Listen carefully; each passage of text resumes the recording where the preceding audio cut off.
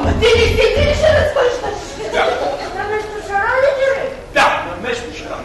За първи път чувам висици да се развъжда. Човек може да развъжда всякакво животно. Да, ама лисицата е диво.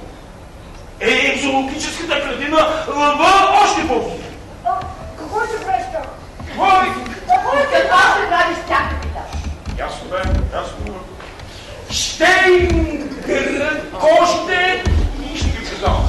Значи, една кожа, само една кожа, 15 000 лева. Ба!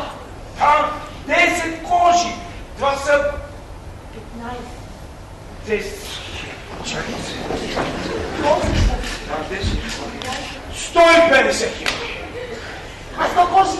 100 кожи. 100 кожи. Милион и нататък.